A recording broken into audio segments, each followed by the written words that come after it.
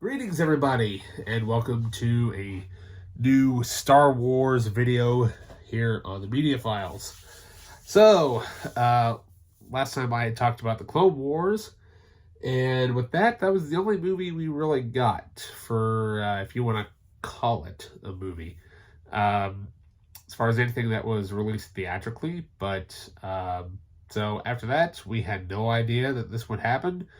But we kind of had an idea. We were kind of hoping that it would happen.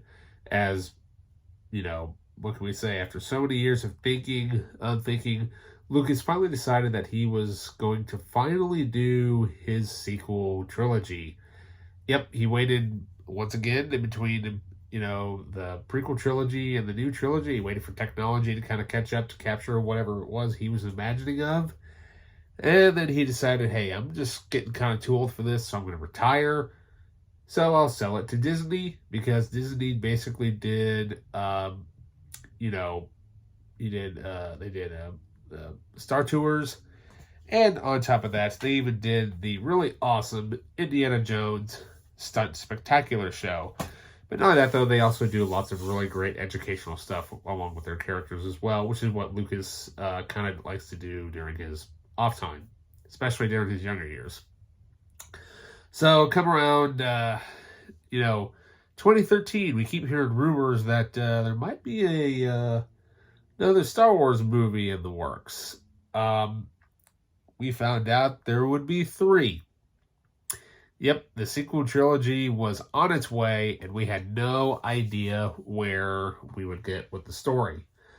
And so Lucas decides, hey, I'm going to sell it to Disney, and they ran off with it, and they kind of decided, well, I'm going to keep a few beats of Lucas' story, but we want to kind of make it our own.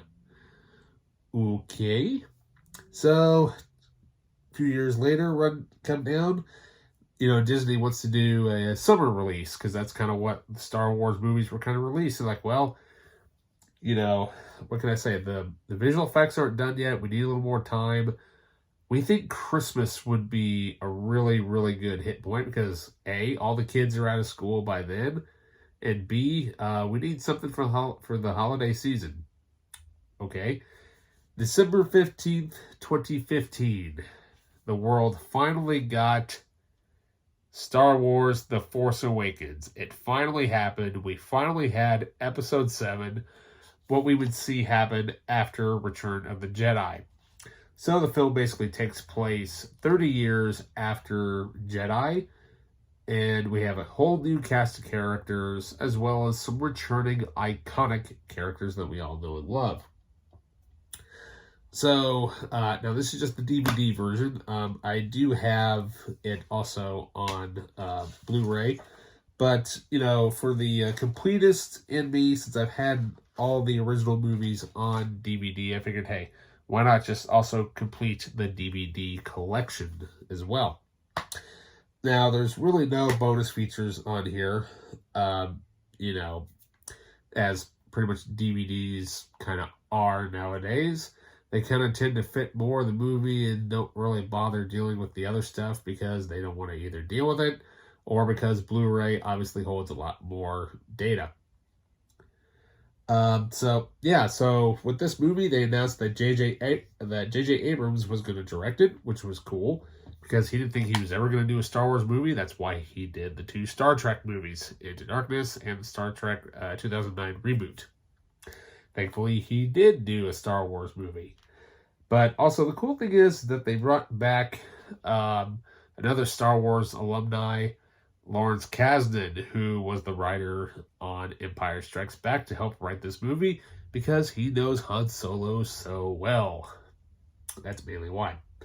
But none of that, we have tons of brand new characters. So we have Rey, the ultra badass Kylo Ren, new character of Finn, as well as a new droid entitled BB-8, as well as the return of Han Solo and Princess Leia. But where was Luke? We all wanted to see what happened with Luke. If you haven't seen this movie, you probably should already know by now. Luke's at the end.